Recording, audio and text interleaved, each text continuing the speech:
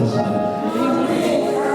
ኦ አምልኮና ስግደት የሚገባው ብቻህን አምላክ፣ ብቻህን ጌታ፣ ብቻህን ተወዳዳሪ የሌለ ላይ በሰማይ በዙፋን የከበረ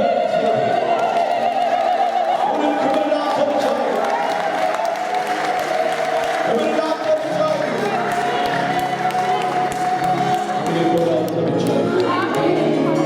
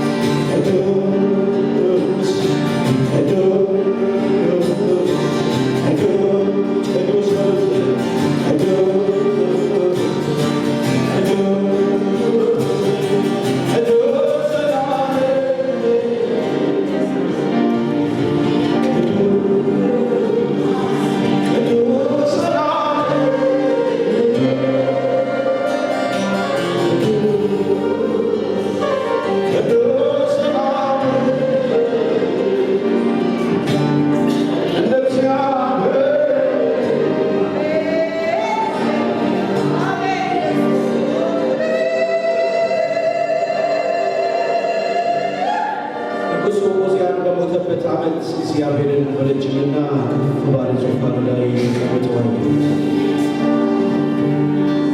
በዙሪያው ኮረቤት ነበሩ፣ እያንዳንዱ 6 ክንፍ ነበሩ። አንዱ ለአንዱ ቅዱስ ቅዱስ የሰራዊት ጌታ እግዚአብሔር እያለ ይጮህ። ጮሁ ድምፅ የተነሳ የመድረኩ መሠረት ተናወጠ፣ ቤቱንም ጢስ ሞላበት።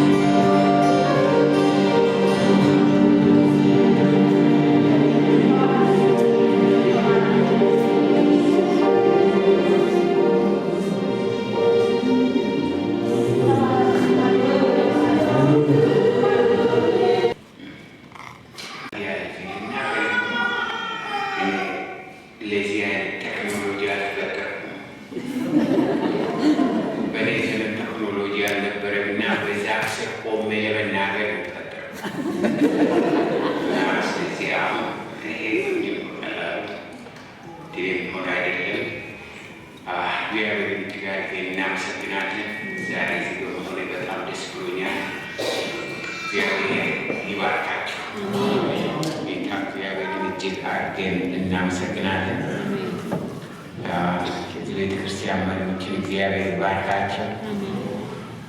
በእርግጥ ቅድም ወንድም አምባይ እንዳለ በአሁኑ ጊዜ እነዚህ መገኘት አልነበረብኝም፣ ደቡብ አፍሪካ መሆን ነበረብን። ነገር ግን አንድ ነገር ሆነና በአገሪቷ ሁኔታ ያሰብናቸው ስብሰባዎች ስላልተሳኩ ነው በማዕከሉ እሱ የደወለው። በቃ በትክክለኛ ጊዜ ነው። በአሁኑ ጊዜ ያስለሆነ ወደዚህ ለመገኘት ቻልኩኝ። እግዚአብሔር እጅግ አመሰግናለሁ። የእስራኤል ቅዱስ እግዚአብሔር ሁላችሁም ይባርክ። በዚህ ጊዜ እግዚአብሔር እንደሚባርክን ምንም ጥርጥር የለኝም። ሁላችሁም ታዲያ እኔ አንድ ነገር ለሰዎች ቃል የምገባላችኋለሁ፣ ሰዎች ደግሞ ለእኔ ቃል እንዲገቡ ይፈልጋቸዋል። ምንድነው እሱ? በእርግጥ ከመጀመሪያ እስከ መጨረሻ ይሄንን ኮንፍራንስ ከተከታተላችሁ በሕይወታችሁ ዘመን የማትረሱት ነገር በሕይወታችሁ ሆናል። ነገር ግን ገባ ወጣ ካላችሁ በቃ ሕይወታችሁ በዘመናችሁ በሙሉ ወጣ ገባ የምትሉ ትሆናላችሁ። ምንም አታተርፉም። ከኮንፍራንስ ወደ ኮንፍራንስ ላይ ነው ምንም አለማትረፍ እና በአሁኑ ጊዜ እኔ በኮንፍራንስ ላይ ብዙ አላተኩርም። ነገሬ በምክር ላይ ነው። በእኔ እድሜ መስበክ ሳይሆን መምከሩ በጣም ይጠቅማል ብዬ ነው የማምነው እና በብዙ ኮንፍራንስ እኔ በጣም እንትናል። ምክንያቱም ብዙዎች ሰዎች ብዙ አያገኙበትም። ይመጣሉ ይሄዳሉ፣ ጊዜ እንትን አደሩ። ነገር ግን ስለዚህ ነገር በዚህ በ3 ቀን ውስጥ ጌታ የምናገረኝ ነገር ይኖራል። እግዚአብሔር ደግሞ ይባርካል። አሜን በሉ እስኪ አሜን በሉ። ሃሌሉያ ክብር ለእግዚአብሔር ይሁን። ጌታ ይመስገን። ወደ እንትን ከመሄዴ በፊት ያው ሁላችሁም እግዚአብሔር ባርካችሁ ካመጣችሁ ወንድማችን ተስፋዬ ጫላን ካገኘው ብዙ ዘመን አልፈዋል። 1 4 5 ዓመት 3 ዓመት 4 ዓመት 3 ዓመት እሺ። እና እሱንም በማየቴ በጣም ደስ ብሎኛል። አንዳንድ ጊዜ የምንጫወተው ነገር ስላለ እነዚህ ልጆች የምመክራቸው ነገር ስላለ እግዚአብሔር እጅግ አመሰግናለሁ። እግዚአብሔር ባርክ።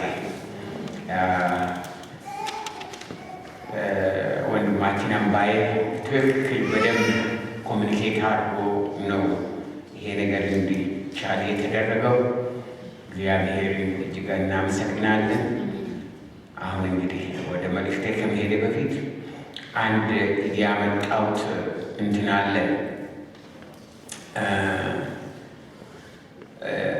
ዲቪዲዎች አሉ። ከሁለት አንዱ አዲስ ዘመን የሚል ነው። በአዲስ ዓመት በአዲስ አበባ ስቴዲየም የተደረገ ነው። ሁለተኛው ኢየሱስ ተነስቷል የሚል ያው እዛ የተደረገው የትንሣኤ ዲቪዲ ነው። ይሄ ዲቪዲ ታሪካዊ እንዲሆን እየተሰራ ነው። እንደገና ደግሞ በዚህ ዲቪዲ ብዙ ነገር ሰዎች አይተው እዛ ያልተገኙት ይህንን በትክክል ይኸው በጸጥታ የማትሰሙ ከሆነ አትግዙ። ወሬ እያወራችሁ የምታውቁ ከሆነ አትግዙ፣ አይገርማችሁ። ነገር ግን ለአገር ምን እንደሚጸለይ ለሕዝብ ምን እንደሚባል በእውነት እዛ ኮንሰርን ያላችሁ ብዙ በጸጥታ ሕይወታችሁን ይጠቅማል። ያ ብቻ ሳይሆን ደግሞ አንድ ዓላማ አለ። ውጭ ያሉ ክርስቲያኖች በሙሉ አንድ ጊዜ በፋሲካ ወደ ኢትዮጵያ ተመልሰው ስቴዲየም ለመሙላት አይደለም፣ ስቴዲየም ሞልተናል፣ ከተማውን ለመሙላት ነው እና ከተማውን በሙሉ ሞልተን ከውጭ ያሉ በሙሉ ምክንያቱም ሌሎች በዓላቸውን ሲያከብሩ እዛ ያሉ ብቻ አይደለም፣ ከባህል ሀገር በሎችን ህዝብ እየጫኑ ይመጣሉ። ከአረብ ሀገር አንድ አይቀርም። የአዲስ አበባ ሆቴሎች በሙሉ ይያዛሉ። መንገዱ መውጫና መግቢያ የለው፣ ትራፊክ ይዘጋል።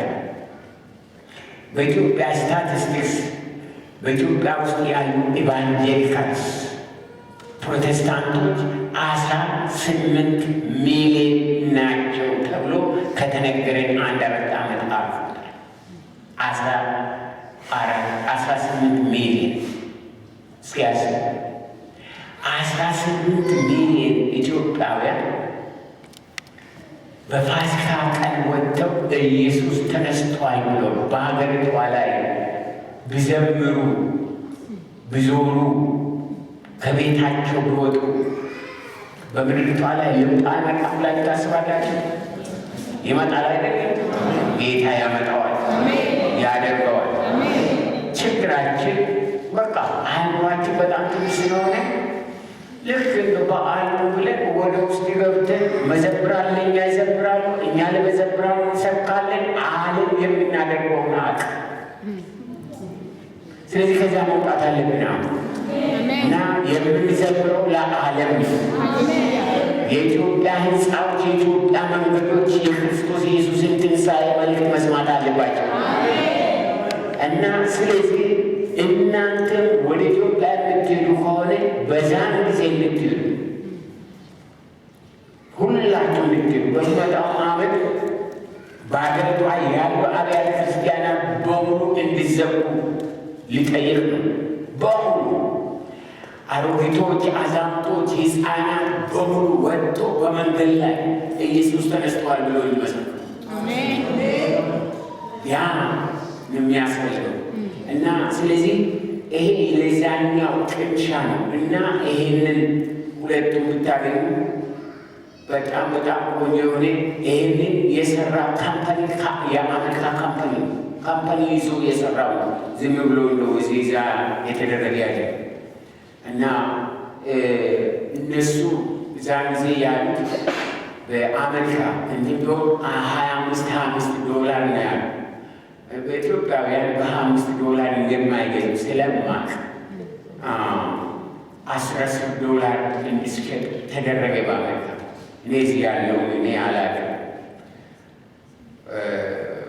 መሪዎች እዚህ ያሉት ይወስናሉ። ነገር ግን ሁላችሁ እንድታገኙ ይፈልጋል። ሁላችሁ ምንም የሌላችሁ ግን ለምናችሁ። ምክንያቱም ይሄ በጣም በጣም ኢምፖርታንት ስዊድን ስላላችሁ የኢትዮጵያ ጉዳይ አገባችሁ ማለት አይደለም። የምድሪቷ ጉዳይ አይመለከተንም ማለት አይደለም። ስዊድን ሰማይ አይደለም። ከፈለጋችሁ ማናችሁ እዚህ ሳትኖሩ ከ38 ዓመት በፊት እዚህ ነበርኩኝ እና ሰማይ እንዳልሆነ ያውቃል። ስለዚህ ባይሆን ከዚህ ለመውጣት ተዘጋጁ እንጂ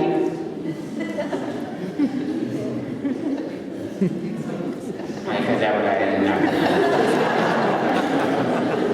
ጌታ ኢየሱስ ይባርካችሁ። እግዚአብሔርን እጅግ አድርገን እናመሰግናለን።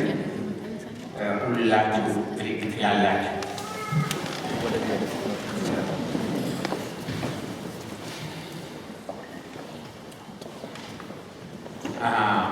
ትንቢተ ኢሳይያስ ምዕራፍ 40 ታውቁታላችሁ። ዛሬ የምንመለከተው ስለ ንስሐ ነው። ንስሐ ምን እንደሆነ ሁላችሁ ታውቃላችሁ። ኢትዮጵያውያን፣ ኤርትራውያን ስለ ንስሐ የማያውቁ የሉም። ምክንያቱም ሁላቸው የነፍስ አባት አላቸው። የነፍስ አባት ንስሐ ያስገባል። ምንድን ነው ስራው? የነፍስ አባት ስራ ንስሐ ማስገባት። እስኪ ይህንን ንስሐ እንመለከታለን ዛሬ ለሕይወታችን በጣም አስፈላጊ ስለሆነ ትንቢተ ኢሳይያስ ምዕራፍ 40 ከቁጥር 3 እስከ 5 ያለውን አንብበን እንጸልያለን። የአዋጅ ነጋሪ ቃል። የእግዚአብሔር መንገድ በምድረ በዳ ጥረጉ፣ ለአምላካችንም ጎዳና በበረሃ አስባቡ።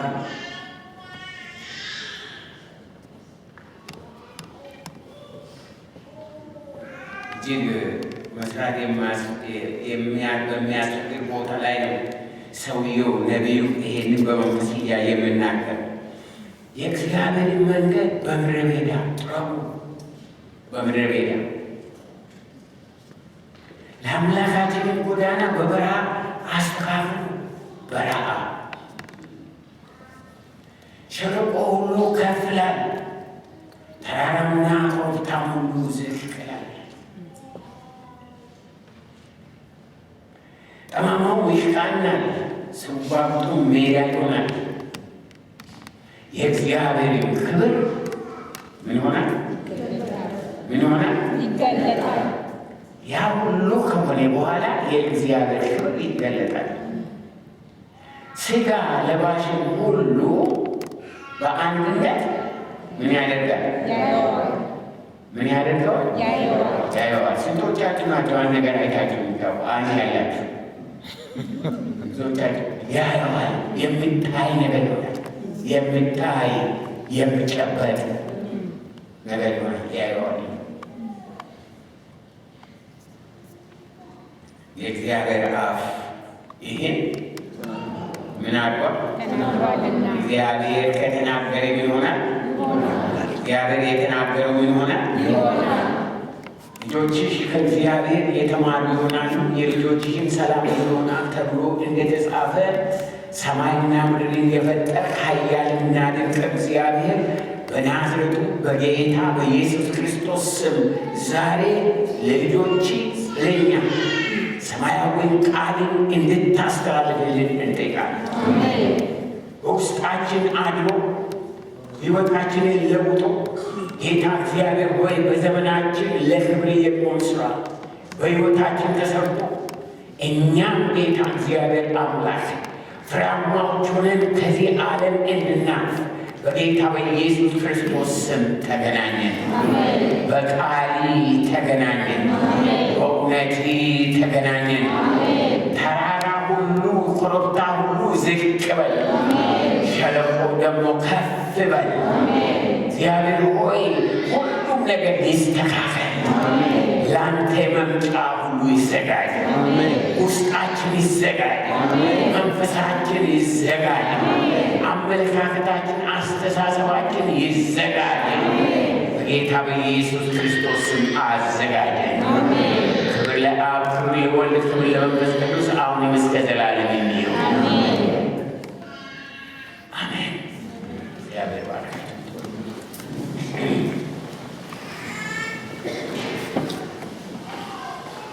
የእግዚአብሔር ስራ በዚህ ቦታ እንሰራ።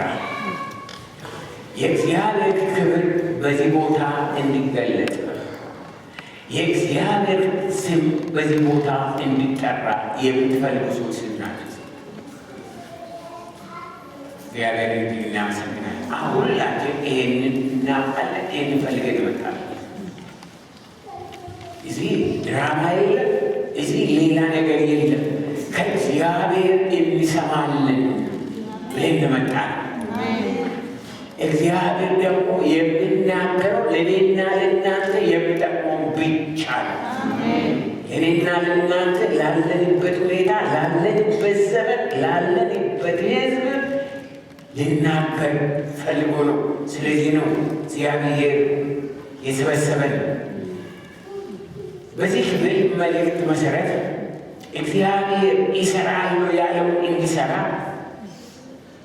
የእኛም ኃላፊነትና ዝግጅት ምን መሆን እንዳለበት ለማወቅ ንስሐ መግባት፣ መስተካከል፣ መጸለይ፣ ከውስጥም ከውጭም መዝመር መያዝ፣ ጌታ መንፈስ ቅዱስን ማስተናገድ መቻል ያስፈልገናል። እግዚአብሔር እኔና እናንተን እያንዳንዳችን ለዓላማ ፈጠረ። እያንዳንዳችን እግዚአብሔር ብዙ በሕይወታችሁ ላይ ኢንቨስት አድርጓል።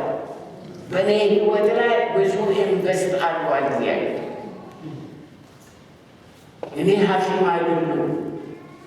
ነገር ግን ስለ ሰውነት ስለ ሰው ስለ ባዮሎጂካልና ፊዚዮሎጂ የሚባሉ ማንበብ በጣም ደስ ይለኛል። በጣም ገረማለሁ። እግዚአብሔር ሰዎችን ሰውን እንዴት እንደፈጠረ እያንዳንዳቸው የምታስደንቁ ታሪክ እግዚአብሔር የሰራባቸው ዘለዓለማዊ እውቀቱንና ጥበቡን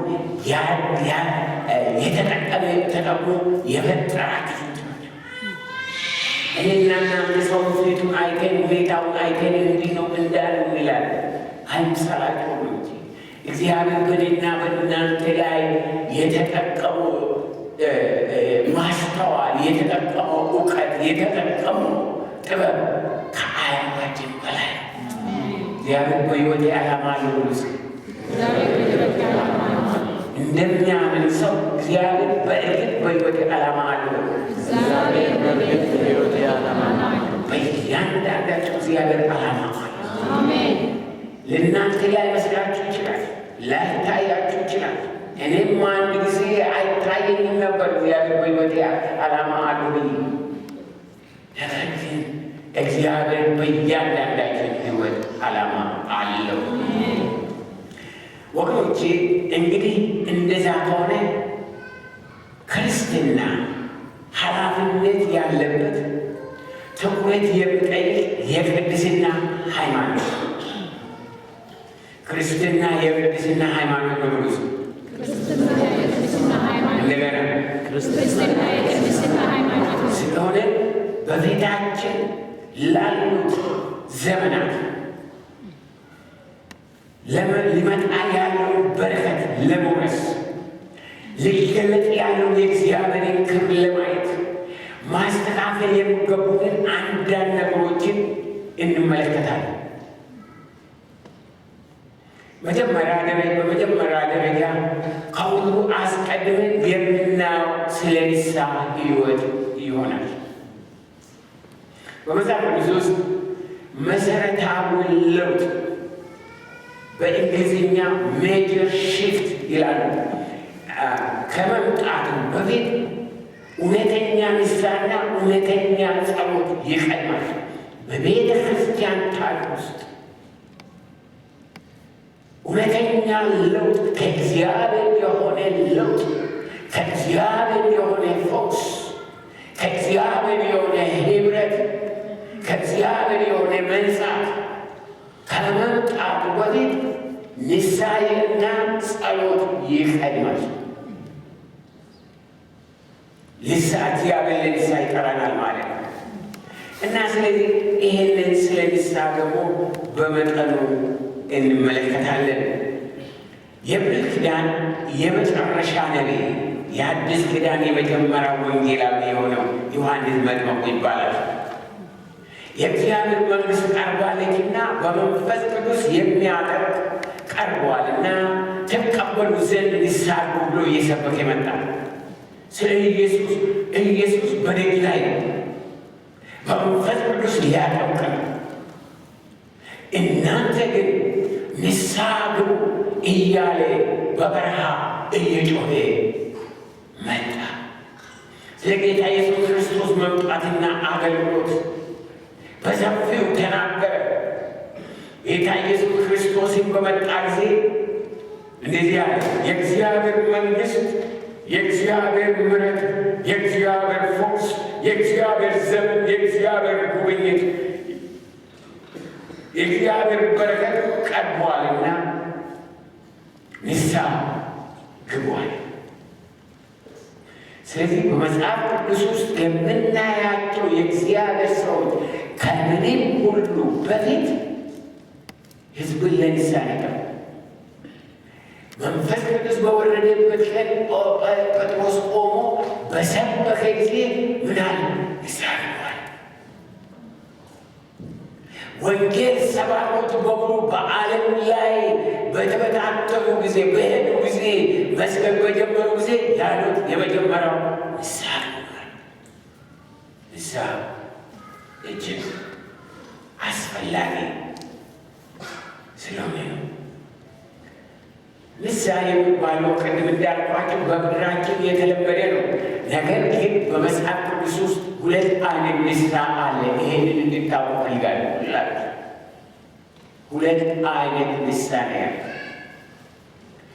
የመጀመሪያው ንስሐ ሰው ወንጌል ሰምቶ ኃጢአተኛ መሆኑን ተረድቶ ዓለምን ሰይጣንን ክዶ ጌታ ኢየሱስን በሕይወቱ ሲቀበል ጌታ ኢየሱስ ያድነኛል፣ የጌታ ኢየሱስ ምሕረት ያስፈልገኛል ብሎ በጌታ ፊት ወድቆ ጌታ ኢየሱስን ወደ ሕይወቱ በሕይወቱ ሲቀበል ያ ትልቁ የመጀመሪያ ንስሐ ነው። ጌታ ኢየሱስን መቀበል ጌታ ኢየሱስን መቀበል ያ ምን ያደርገናል? ከዓለም የሚያወጣ ንስሐ ነው። ከጨለማ የሚያወጣ ንስሐ ነው። የእግዚአብሔር ልጆች የሚያደርገን የእግዚአብሔር ዘር የሚያደርገን ንስሐ ነው። ተራ ንስሐ ነው። ስለዚህ እኔ ወደ ኢየሱስ በመጣሁ ጊዜ የካድኳቸው ነገሮች አሉ። ዓለምን ካድኩ፣ ሰይጣንን ካድኩ፣ የዓለምን ፍልስፍና ካድኩ። እግዚአብሔር በሚለው መንገድ እኖራለሁ ብዬ ወሰንኩ። ኢየሱስን ተቀበሉ። ኢየሱስን በተቀበልኩ ጊዜ ታሪክን አይደለም ተቀበልኩ፣ ቴዎሎጂን አይደለም ተቀበልኩ። ኢየሱስን በተቀበልኩ ጊዜ ሕይወትን ተቀበልኩ። የዘላለምን ቅድስና፣ የዘላለምን በረከት፣ የዘላለምን ማስተዋል፣ የዘላለምን እውነት ተቀበልኩ። ስለዚህ እያንዳንዳችሁ ብዙውን ጊዜ ጌታ አንድ ጊዜ የተናገረኝ ነገር ነበረ። አሁን እዛ ውስጥ ገብቼ ልነግራችሁ አልችልም። ነገር ግን ጌታ ኢየሱስን በተቀበልኩ ጊዜ የተቀበልኩ ምን እንደሆነ አታውቅም አለኝ መንፈስ ቅዱስ። ምን እንደተቀበልክ ታውቃለህ? የዘላለምን ዕረፍት፣ የዘላለምን ሰላም፣ የዘላለምን ቅድስና፣ የዘላለምን ክብር፣ የዘላለምን ምሕረት፣ የዘላለምን ቸርነት እኮ የተቀበልከው። በውስጣችን እኮ የገባው ሰማያዊ ነገር ሰማያዊ ስጦታ ነው እና ስለዚህ የመጀመሪያ ንስሐ ምን አደረገ? ሰማያዊያን አደረገ። ስንቶቻችሁ ናችሁ ጌታ ኢየሱስን የምታውቁ? ያስፈልጋል ማለት ነው። ስንቶቻችሁ ናችሁ ዛሬ ብትሞቱ እኔ በጌታዬ ፊት ጌታ ይቀበለኛል፣ እኔ አቃል ወደ እግዚአብሔር መንግሥት እገባለሁ ብላችሁ የምታምኑ እዚህ ያላችሁ ቶቻችሁ ማሰብ ከሌላችሁ ችግር የለም። ዛሬ ቀናችሁ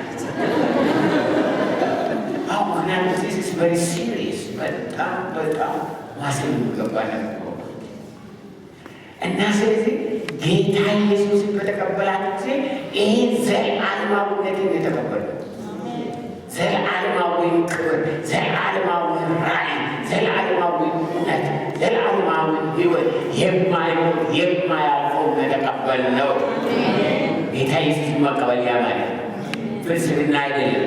ሃይማኖት መለወጥ ምናምን ምናምን የሚባል ነገር ምኑን አንለውጥም። እኛ እግዚአብሔር ለውጠናል። የመጀመሪያው ንስሐ ይሄ ንስሐ የእግዚአብሔር ልጆች ያደርገናል። ዳግመኛ እንድንወለድ ያደርገናል። እንደገና የምንደገም ንስሐ አይደለም። ምክንያቱም ሰው ሁለት ጊዜ አይወለድም። አንድ ጊዜ ብቻ ነው። ከእናቱና ከአባቱ አንድ ጊዜ ነው የሚወለደው። ከጌታም ከእግዚአብሔር የሚወለደው አንድ ጊዜ ነው። ሁለት ጊዜ ሶስት ጊዜ መወለድ ይሄ እንደዚህ የሚያስተምሯል። ነገር ግን ያን ትምህርት እኛ አንቀበሉ። የእግዚአብሔርን ቃል የምለው አንድ ጊዜ ብቻ ነው። ሰው ዳግመኛ የሚወለደውና የእግዚአብሔር ልጅ የሚሆነው በአንድ ጊዜ ነው። ሁለተኛው ምሳሌ እጅግ አተኩረን መስማት ያለብን ምሳሌ። የመጀመሪያው ምሳሌ በጣም ቀላል ጌታ ኢየሱስን ስለተቀበል በጌታ በኢየሱስ ክርስቶስ ሞትና ትንሣኤ የተነሳ በመስቀል ላይ ደሙ ስላፈሰሰ ከጸጋው የተነሳ የእግዚአብሔር ልጆች ሆይ ምንም የምንከፍለው ዋጋ የለም።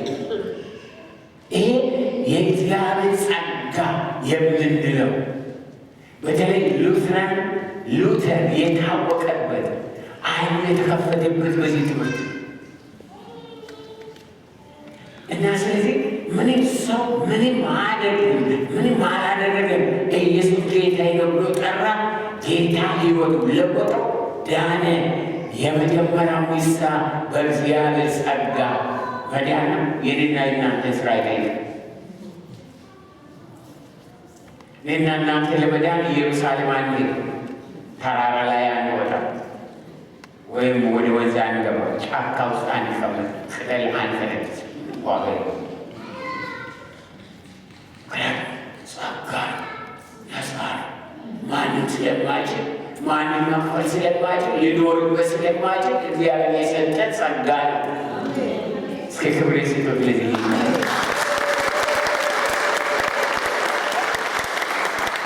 ስለዚህ የመጀመሪያ ምሳሌ በነፃነት በነፃነት የሚቀበለው። ሁለተኛው ምሳሌ ስራን የሚጠይቅ። ሁለተኛው ምሳሌ ለማን የሚያስፈልገው? ጌታ በኢየሱስ ክርስቶስ ዳግመኛ የተወለደ ነገር ግን በዚህ ምድር ላይ እንደ ክርስቲያን ለመኖር፣ እንደ ክርስቲያን ፍሬ ለማፍራት፣ እንደ ክርስቲያን ሕይወት አዲስ ሕይወት በዛ ኖሮ በምድር ላይ እንደ እግዚአብሔር ሰው እንድታወቅ ንስሐ የሚገባ ነው። ምክንያቱም ሰው ጌታ ኢየሱስ ክርስቶስን በተቀበለ ጊዜ በመንፈሱ ነው አዲስ ፍጥረት ይሆን።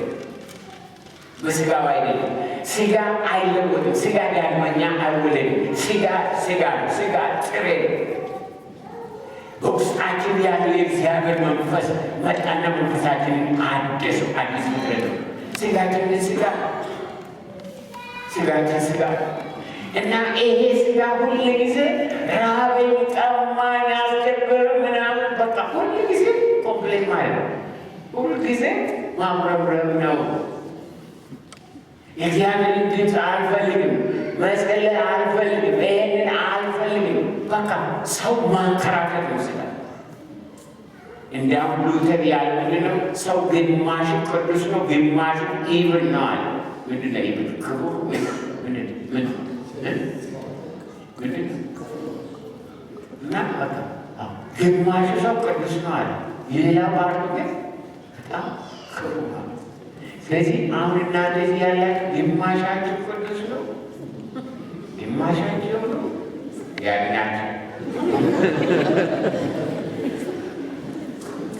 እና ስለዚህ ሰው ጌታ ኢየሱስን በመንፈስ ነው የተቀበለው እንጂ ጌታ ኢየሱስን በስጋ አልተቀበለውና ስጋ አምንጥረ ይሄ ስጋ ከኔ ተለይቶ እስከሚሰናበት ድረስ አሁንም ምድራዊ ነው። ሀሳቡ፣ ፍላጎቱ፣ ጥማቱ፣ አካሉ፣ አሰራሩ የምድር ነው። ስለዚህ ይህንን ስጋ በእግዚአብሔር መንግሥት እኔ ለእግዚአብሔር ሰው ለብሎ ሁል ጊዜ ወደ ስደት ስለሚመራ ስለሚወስድ በጌታ ቤት ንስሐ ያስፈልጋል። ላይፍ ስታይል የኔ ላይፍ ስታይል መሆን አለበት። ስለዚህ የቅዱሳን ሕይወት የንስሐ ሕይወት ነው። አልሳሳትም፣ ከዛሬ ጀምሮ እንዲህ አልሆንም ብላችሁ አትሞኑ። ምክንያቱም ንስሐ ራሱ ማለት ስህተት ኃጢአት ራሱ የምናደርገው ብቻ አይደለም። እንደ ክርስቲያኖች አውቀን ኃጢአትን አንሰራም። ጌታን የሚያውቅ ሰው አውጥቶ አሁን ኃጢአትን ይሰራሉ ብሎ ኃጢአት አይሰራም። እንደዛ ከሆነ ጌታን ያውቃል። ነገር ግን ጌታን እያወቀ ከድካሙ የተነሳ ይሳሳትና ይወድቃል። በሚወድቅበት ጊዜ ምን ይሆናል? ወደ ጌታ ይመጣና ጌታዬ በጣም አዝናለሁ ይቅር በለኝ ብሎ ይስተካከልና ከዛ በኋላ ብዙ ይቀጥላል እንጂ ደከምኩኝ፣ ትናንት ባለፈው ሳምንት ወደቅኩኝ፣ ስለዚህ ሁለተኛ ወደ እግዚአብሔር ቤት ማረኝ፣ እንደኔ ያለ ደካማ በእግዚአብሔር ቤት መኖር የለበትም ብለን ስለ ራሳችን ማሰብ የለብንም። እንደዛ ከሆነ ለዘላለም ጠላት መሳሪያ ትሆናላችሁ። ጠላት እንደዛ ነው የሚያደርገው። አንድ ጊዜ አንድ ትይት እዛ ዋሽንግተን ዲሲ ለኮንፍራንስ ሄጄ እና አንድ ሬስቶራንት ውስጥ ገባል። ሬስቶራንት ውስጥ ስንገባ ሬስቶራንቱ የጃፓኖች እና ስንገባ አንድ ኢትዮጵያዊትን አየን እዛ ቆማለች እና በኋላ ስንገባ ቶሎ ተባለና ቦታ ተሰጠን። እንትኑ መስተንግዶ ተጀመረ እና ከዚያ በኋላ መጣችና ሰላም አለች። እርሶን የማውቁት ናይሮቢ ነው አለች። ጌታ ኢየሱስን በዛ በአገልግሎቱ ተቀበልኳል። ግን የተቀበልኩበት እንትን የሚያስደንቅ ነው። እግዚአብሔር ያደረገው ያን ቀን አለች። እኔ ይህንን ማድረግን ትዝ አይለኝም፣ ነገር ግን እሷ የነገረችን ነው የምነግራቸው። ከመልእክት በኋላ ኑና ጌታን ተቀበሉ ብዬ እግዚአብሔር ያለ ጓደኞቿ ወደፊት ሲመጡ እሷ ቀረች።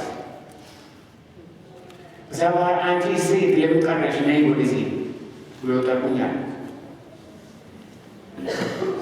እና አሁን ሌሎቹ ወደፊት ሲመጡ ከዛ በፊት ጓደኛችን አለ ያለች እና አንቺ ሂጂና ጌታን ተቀበል ብሎ ስለ እኔ ያለ ለምን ማታ ናይት ክለብ ነው ያለ እና ስለዚህ እንደኔ ያለ ሰው ጌታን መቀበል አይችልም አልኩትና ያልኩትና እርሶ ጠሩኛል። ወደፊት መጣ።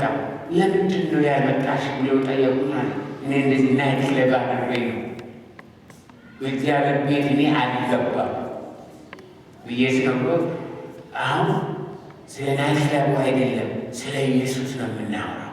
ያን ኢየሱስ ክርስቶስ ሁላችን በድካማችን ነው የምንመጣው።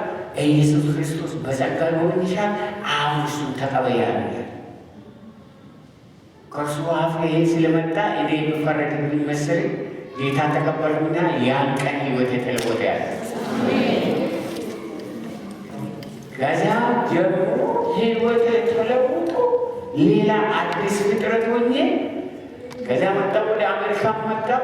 አሁን የዚህ ሬስቶራንት ማኔጀር ነኝ እና ኢትዮጵያውያን ካሉ የሚያውቋቸው ካሉ ይላሉ፣ እኔ እቀጥራቸዋለሁ ብላለች። የፈለግነውን በላን ጠጣን። ከዛ በኋላ ደግሞ አይከፈልም ማለት ነው። ምንድን ነው መሰላችሁ? ሁላችን ኃጢአትን ወደን ፈልገን አንሰራ። ኃጢአት ይገላል፣ ገዳይ ነው፣ አጥፊ ነው። ኃጢአት ነው ሰይጣን የሰዎችን ህይወት የሚያጠፋው፣ የሰዎችን ጤና፣ የሰዎችን ትዳር የሚያጠፋው። ኃጢአትን አንሰራ። ኃጢአት ገዳይ ነው። ኢየሱስ ክርስቶስ በመስቀል ላይ የሞተው ከኃጢአት የተነሳ ድራማ ለመስራት አይደለም። እዛ ላይ ወጣው ኃጢአት መጣ ከእግዚአብሔር ይልቅ። ይሁንና በዚህ ስጋ ያለ ድካም አለብን። ጥቃቅን ነገሮች አሉ። እነዚህን ጥቃቅን ነገሮች ምንድነው የምናደርጋቸው? ወደ ጌታ አምጥተን ንስሐ እንገባባቸዋለን። ጌታ ሆይ ሕይወቴ ጌታ ሆይ መንገዴን ከዚህ ጋር መኖር አልፈልግም ብለን ለጌታ እናስረክባለን ማለት ነው። እንደዚህ አይነቱ ንስሐ በየቀኑ በየሳምንቱ የሚያስፈልግ ነገር ነው። ስለዚህ ንስሐ በምንልበት ጊዜ ሁለት አይነት ነገር ነው ማለት ነው። ሁለት አይነት ነው ያየነው። አንደኛው ጌታ ኢየሱስን ያገኘንበት ሄዳንበት ንስሐ ነው። እሱ አይደገምም። ሁለተኛው ንስሐ ግን በየቀኑ ከድካማችን ከውድቀታችን የምንነጻበት ከጊዜ ወደ ጊዜ ለሁላችን የሚያስፈልግ ንስሐ ነው። ስለዚህ ሰው ክርስቶስን ክርስቲያን ሲሆን በመንፈሱ ለዘላለም ተቀደሰ እንጂ በስጋው ያው በምድር ላይ በስጋ አሁንም ጥሬ ነው። ከዚህ ሃሌሉያ እያለ እየዘለለ ወጡ ውጭ ደግሞ ሌላ ነገር ነው። ስጋ አይቻልም እና ስለዚህ እኔና እናንተ በንስሐ በእግዚአብሔር ፊት መቅረብ ያለብን ስለዛ ነው። ስጋ ለብሶ የማይሳሳት ፍጥረት በምድር ላይ የለም። ግን የእግዚአብሔር ቃል በኃጢአታችን ብንናዘዝ ኃጢአታችን ይቅር ይለን ከአመፃ ሁሉ ሊያነጻን የታመነና ጻድቅ ነው ይላል። በኃጢአታችን ምን ብናደርግ ኃጢአታችን ምን ያደርጋል? እግዚአብሔር ይቅር ይለናል። ከዛም ሁሉ ከአመፃ ሁሉ ሊያነጻ የታመነና ጻድቅ ነው። እግዚአብሔር ምንም አይነት ነገር ሰራችሁ ወገኖቼ፣ እግዚአብሔር ይቅር ሊላችሁ ዝግጁ ነው። እናንተ ግን ከልባችሁ መናዘዝ አለባችሁ። ምክንያቱም የኃጢአት መኖር ከኃጢአት ጋር ብሎ ማለት ለሰይጣን በር መክፈት ነው። ግባ ምናምን ህይወቴን አጥፋ፣ ትዳሬን አጥፋ፣ ጤናዬ፣ ሁሉ ነገር እንደፈለግ ስራ ብለን ለዓለም ራሳችንን መክፈት ነው። እሱ አናደርግ። ከዛ በላይ እናውቃለን። ምን እናደርጋለን? እንናዘዛለን፣ በጌታ እንናዘዛለን። እና ስለዚህ ጌታ እግዚአብሔር ደግሞ ኃጢአታችን ይቅር ይለናል። ከተሳሳት በስህተታችን ከወደቅ በውድቀታችን ሆኖ ለሰይጣን በር መክፈት የመኃልየ ምዕራፍ 2 ቁጥር 5 ላይ 15 ላይ እንደዚህ ይላል፣ ወይናችን አብበዋልና የወይናችንን ቦታ የሚያጠፉትን ቀበሮች ጥቃቱን ቀበሮች አትውዳችሁ ያዙልን ይላል። በዓይን የማይታዩ በቁጥር ውስጥ የማይገቡ ግን የወይን ቦታን ሊያጠፉ ጥቃቅን ቀበሮች መታደን መወገድ አለባቸው። ጥቃቅን ቀበሮች ብሎ ይላቸዋል። እነዚህ ጥቃቅን ቀበሮች የወይን ቦታን ለማጥፋት ጉልበት አላቸው፣ ነገር ግን አይታዩ በዓይን። እነዚህ ጥቃቅን ልግባቸው ብዙዎች ክርስቲያኖች በተላላቅ ትላልቅ አለቃ የምንላቸው ስርቆት፣ ስካር፣ ዝሙት ይሄ ነው። ብዙዎች ክርስቲያኖች በዛ ይታማሉ። ነገር ግን በጥቃቅን እኔም እንደው የማይለቁባቸው በጥቃቅን ነገር እንደ ሐሜት ያለ እንደ ጥላቻ ያለ ሰው የማይከሰስበት የውስጥ ጥላቻ፣ ንቀት፣ ዘረኝነት። ሰው ወደ መንገድ ላይ ሲሄድ እኔ ዘረኛ ነኝ ብሎ ይላል። በእናንተ ጋር የለ እንደሆነ አላባመላ አይ። ስለዚህ እነዚህ ነገሮች ሰው ታይነቁባቸው። አይ ምን ነው እገሌም እንደዛ እገሌም እንደዛ እና ስለዚህ ይላል። ይሄ ህይወትን የሚያጠፋ የክርስቲያን የክርስትና ህይወት የሚያበላሽ ነገር ስለሆነ እነዚህ ንስሐ ያስፈልጋቸው።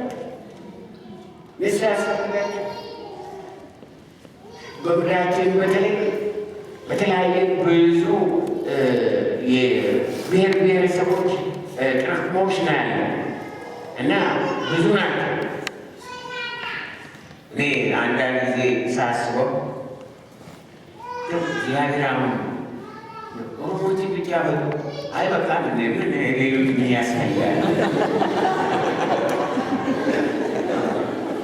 ስራ ሲያጣ የሚያደርጉ ያሉት አስብ ነው። ነገር ግን የሁላቸው ዓላማ አለውና ስለዚህ እሱ ፈጥሯቸዋልና ይቀበላቸዋል። ምንም ማድረጋችን አያቸው አስቡ። የሌከዛ የሌከዚት በቋንቋ በዘር በምናምን ሰውን ዝቅ ማለት የጠላተለው የአጋን መሳሪያ የአጋን አስራ ተጠመቁ። ይሄ ነው ምሳሌ የሚያስፈልገው።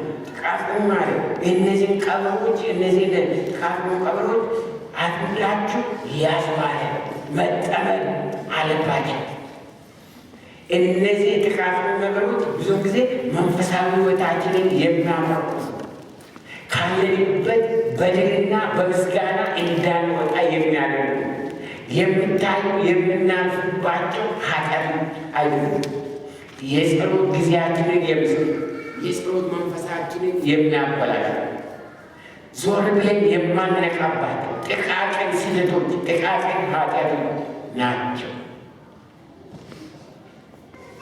የእግዚአብሔርን ጉብኝት ስንጠብቅ ቤታችንን አስርተን በእውነት መጠበቅ አለብን። በእውነት መጠበቅ አለብን። ስለዚህ አሁን እያንዳንዳችሁ ወደ ቤታችሁ ወደ ራሳችሁ ተመልሳችሁ እነዚህ ጥቃቅን ነገሮች ወይም አንደበት ይሆናል ወይም የዓይን ፍርድ ይሆናል ወይም ውስጣዊ የሆነ ንቀት ይሆናል ወይም እንደዚህ አይነት እዚህ በቃ አካባቢ ነው። ስንት ከስንት ሀገር መጥቷል እና አንዳንድ ጊዜ ሳናውቅ እንበድላለን። ከእነሱ የተነሳ እኔና እናንተ ሕይወታችን በንጽሕናና በቅድስና ለመጠበቅ እነዚህ ሰዎች መውደድ አለብን። አንዳንድ የሚደረገው ነገር ደስ አይለኝ።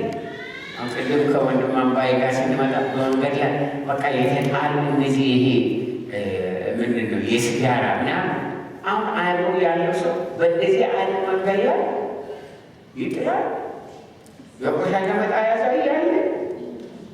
ስለዚህ ሰው እንትኑ ያጣ ነው።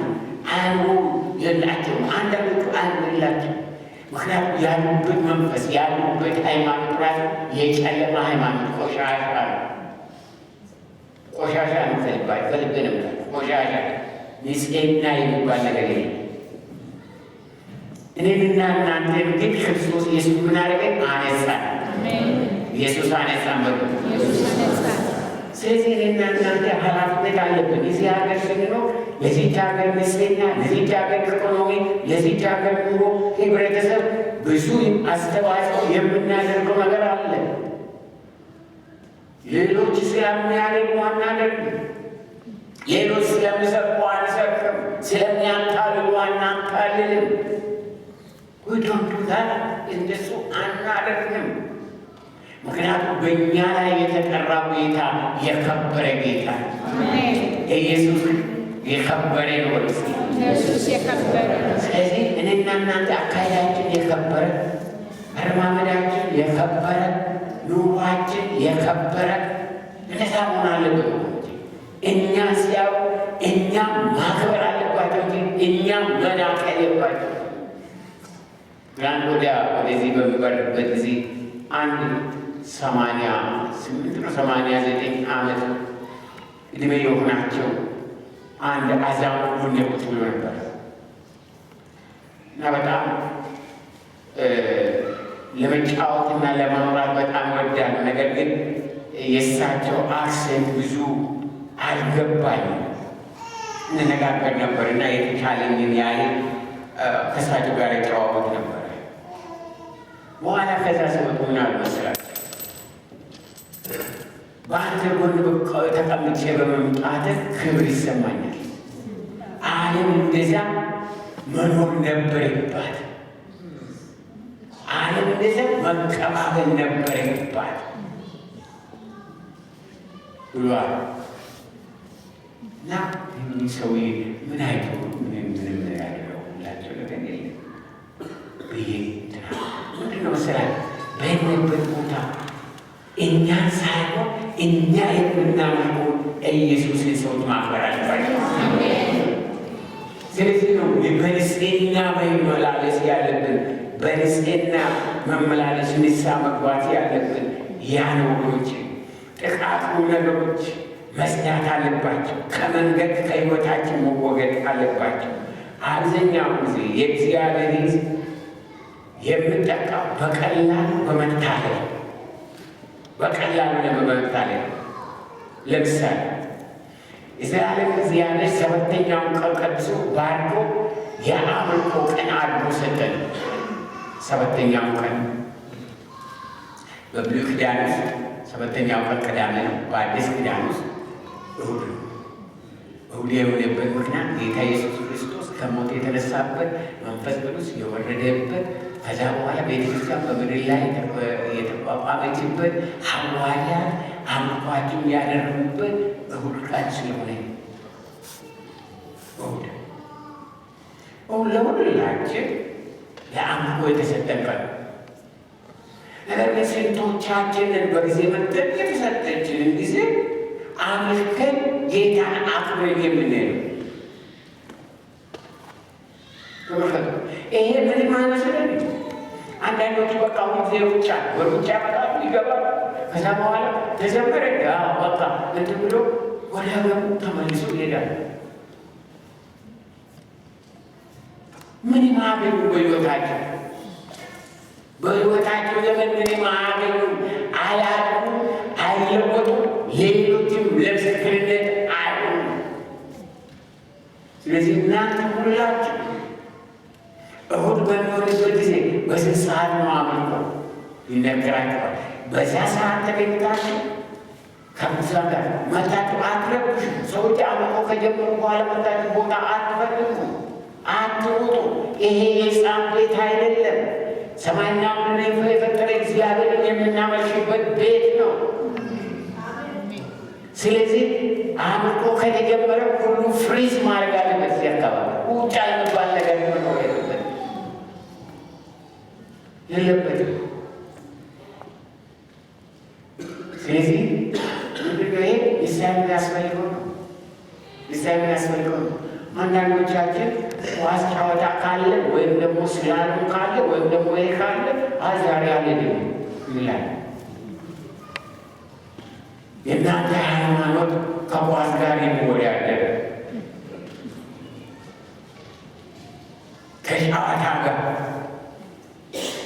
የእኛ ሃይማኖት ከእንደዚህ ከተራ ነገር ዓለም ከምታዘጋጀው ጋር የሚወዳደር እንደዛ ነው መሆን አለበት። እንደዚህ ይሄ ንስሐ የሚያስፈልግ እሱ አይደለም። የእግዚአብሔር ነገር ዓለም ከምትሰራው በላይ የከበረ ነው። የእግዚአብሔር ነገር የከበረ ነው። እኛ ደግሞ እሱ በማለት የምናከብረው ሕዝብንና እግዚአብሔር ለክብር ነው የጠራን። ስለዚህ ያ ያስፈልገን። እግዚአብሔር የተስፋ ቃል ስንጠብቅ ትኩረት ማግኘት የሚገባቸው ብዙ ነገሮች አሉ። አያችሁ፣ የአምልኮ ጊዜና የአምልኮ መንፈስ ስርዓት ካልያዘ ምንም ስርዓት የሚይዝ የለም። በቤተ ክርስቲያን ውስጥ እናንተ መምት ሊባል ሲሆን በምገብ ለኃላፊነት የሚበቃ ሰው፣ የአምልኮ መንፈስ የሚጠብቅ ሰው።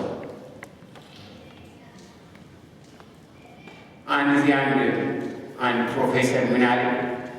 በቤተ ክርስቲያን ውስጥ አለ ሰዎችን ለማወቅ ትፈልጋለህ አለ እና በጉባኤ ላይ በጊዜ የሚመጣ አምልኮን የሚያከብር ሰው ያ ሰው ለአገልግሎት የተጠራ ነው አለ።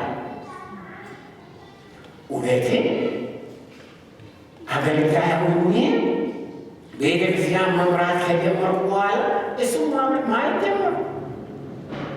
የእግዚአብሔር ጸጋ የእግዚአብሔር እንትን ያላቸው የአምልኮ ሰዓት ይጠብቃሉ፣ በጊዜ ይመጣሉ፣ ይጸልያሉ።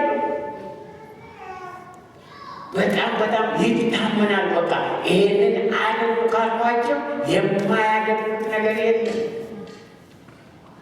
ሌሎቹ ግን ማጣሙ በቃ ኃላፊነት ይሰጣቸዋል። ከ2 ከ3 ሳምንት በኋላ አይመቸኝም ብሎ ስልክ ይደውላል። ከ1 ወር በኋላ ራሳቸው ከነጭራሹ በቃ እንደው ስራ በዛብኝ እኮ እያሉ ይጠፋሉ፣ ጥፍት ይላሉ። ይሄ የእግዚአብሔር ቤት አገልግሎት የእግዚአብሔር ሰዎች አኗኗር አይደለም። ስሙ። ስለዚህ ንስሐ ያስፈልጋል።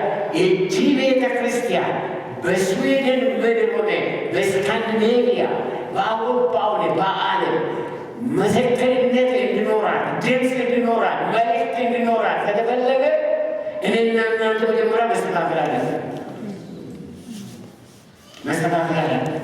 ምንድነው? መጀመሪያ ከሁሉ አስቀድሞ በአምልኮ መስተካከል አለብን።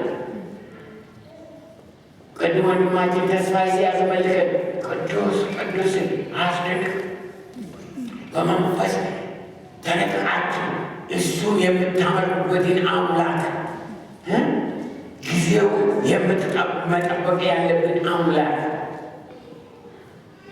ማለት እቺ በስንፍና እግዚአብሔርን ማምለክ አይቻልም። ሰነፎች እግዚአብሔርን ማምለክ አይችሉም። ሰነፎች እግዚአብሔርን አይፈሩም። ሰነፎች የእግዚአብሔርን ነገር ከምድራዊ ነገር ጋር ያወዳድሩታል።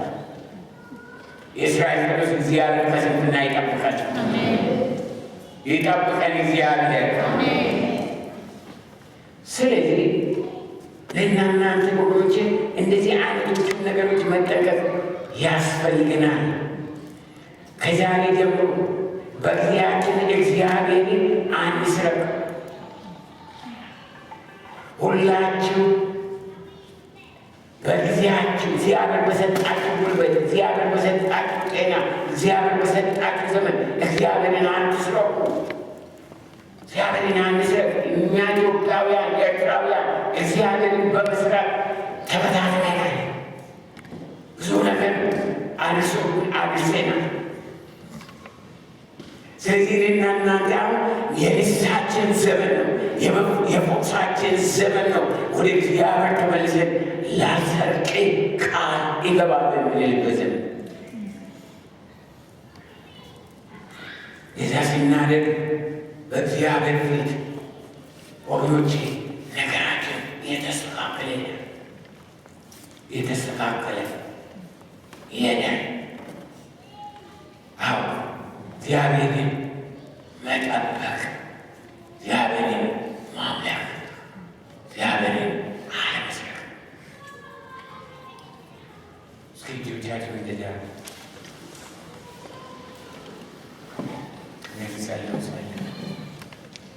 እግዚአብሔር ሆይ በናዝሬቱ በጌታ በኢየሱስ ክርስቶስ በሰጠኝ ሕይወት፣ በሰጠኝ ዘመን፣ በሰጠኝ እውቀት፣ በሰጠኝ እውቀት ከዛሬ ጀምሮ አልሰርቅም። ጌታ ሆይ እታመናለሁ።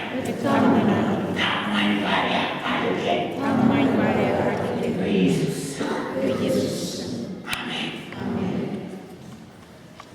ወገኖች ይሄ ትልቅ ጸሎት ነው። የእስራኤል ቅዱስ እግዚአብሔር ማስተዋል ይስጠን። ሌላ እግዚአብሔርን የምናቃልለውና የምንሰርቀው በአስራታችን። አስራት የሚለው ቃል ከዕብራይስጥ የመጣ ማዕሰር ከምን ከ11 ማለት ነው። ከ11 እግዚአብሔር በመጽሐፍ ቅዱስ ውስጥ የኔ ነው አትንኩ ካለው አንዱ አስራት። እናንተ በስዊድን የምትኖሩ በተለይ በስዊድን ስቴት ቸርች ውስጥ አገልግል ስለነበረ ስለ አስራት እናወራ። አሁን እንዴት እንደሆነ አላውቅም። እነ ቄስ ዮናስ ያውቁታል። በእኔ ዘመን እንደዛ አንሰብክም። ስለ አስራት አንድ ቀን አልተናገርኩም። 2 ዓመት ሰብቼ ነው የወጣው ከዚህ ሀገር። በአንድ ቀን ተናግሬ አላውቅም። ምክንያቱም የቤተ ክርስቲያን የምትተዳደረው በታክስ ከመንግስት ታክስ ስለሚሰጥ በታክስ ስለሆነ ሰው አስራት እንዲሰጥ አንጠይቅም። እሑድ ጠዋት እንኳ ገንዘብ ስጡልን አንጠይቅም። ማስታወቂያ እንኳ ያለው ወይም ለእንትን ምንድን ነው ለአንዳንድ ጉዳዮች ለአንዳንድ ቦታ ተብሎ ይጠቀሳል። ያም እንደ አጥብቀን አንጠይቅም። የፈለገ ሰው የሚሰጠው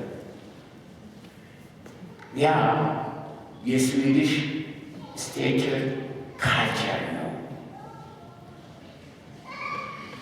ለእኔና ለእናንተ ግን እንደዛ አይደለም።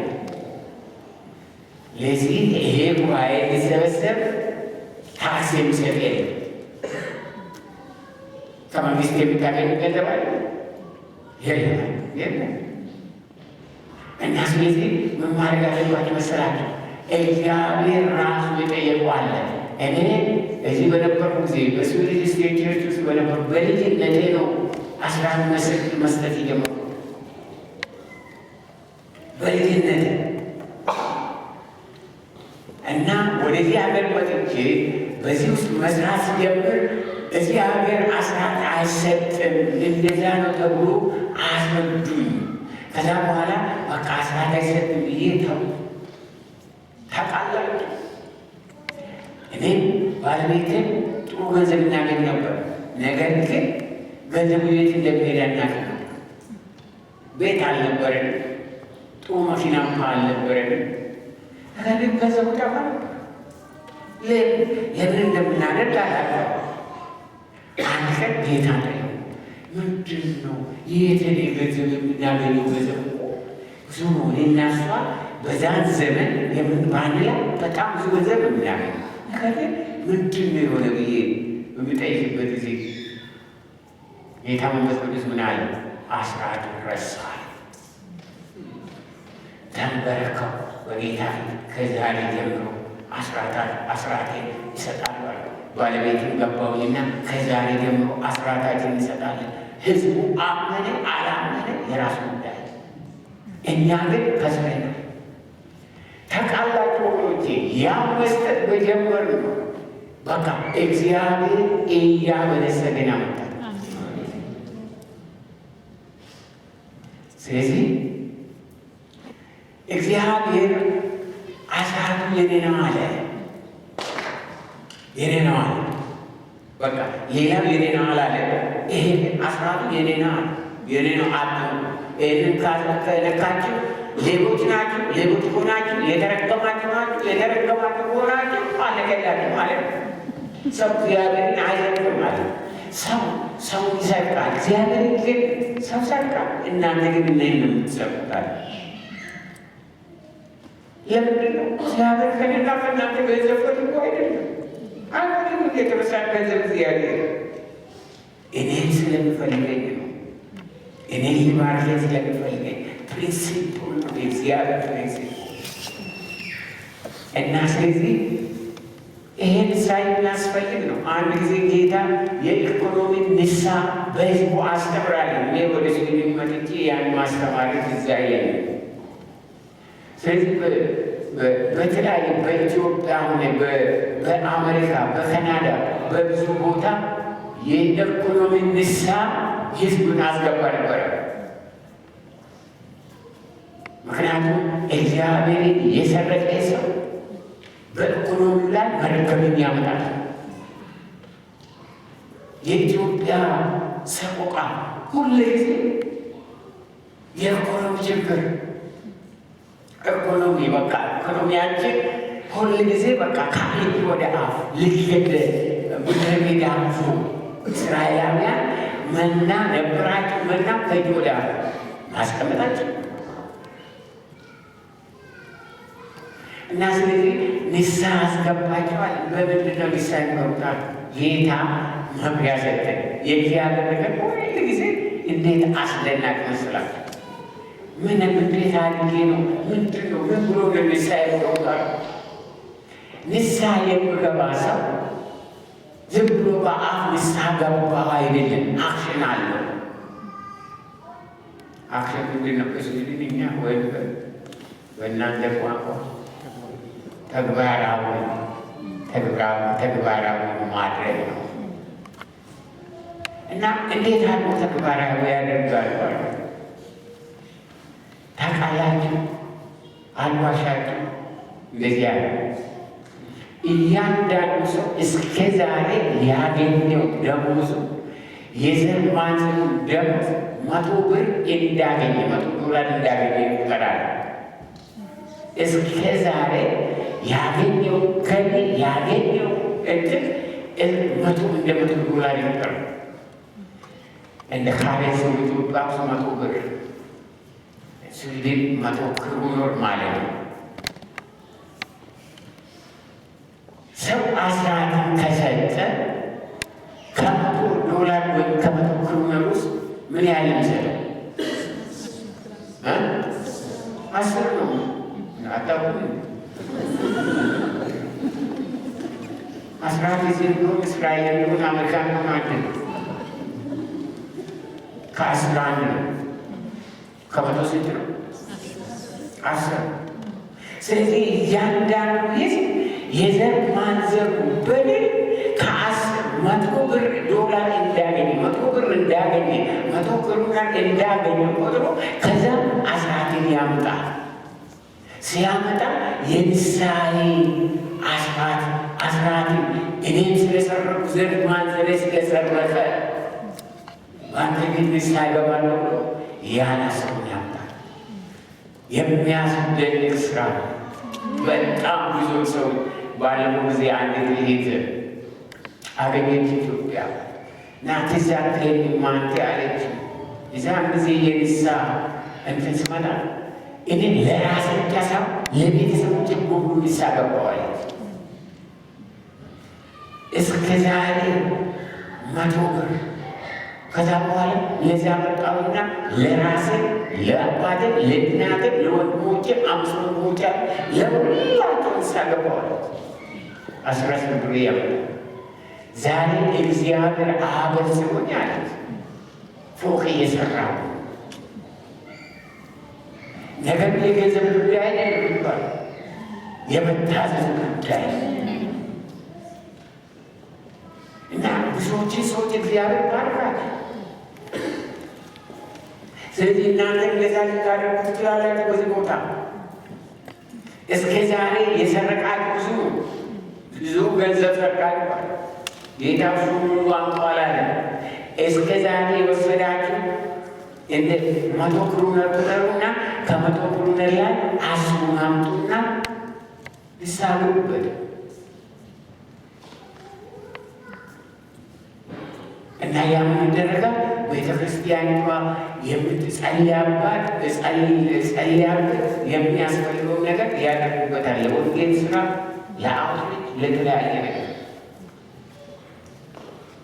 ለመፈወስ ከፈለጋችሁ ኢኮኖሚያችሁ በኢኮኖሚ እንድትፈወሱ ከፈለጋችሁ የኢኮኖሚ ንስሐ ያስፈልጋል። እግዚአብሔርን በገንዘባችን አንሰር። ይሁንና ስለዚህ ነገር በሰፊው የምናገሩ ነገር አለኝ ሌላ ጊዜ። አሁን ከዛ አልፏል። ይህ ጉባኤ ከዛሬ ጀምሮ እግዚአብሔርን አይሰራም። በቤታችሁ እግዚአብሔርን አትስረቁ። በትዳራችሁ እግዚአብሔርን አትስረቁ። እግዚአብሔርን በመስረቅ ሌላ ቦታ የደረሰ ሰው የለም ይመስለናል። ብዙ የምናተርፍ ይመስለናል። ከ100 10 ክሮኖር ካገኘ ሰው ከ11 ነው አይደለም ሰው አሁን ከ11 ሲነሳ ስንት ነበር? 9 ነበር አይደለም?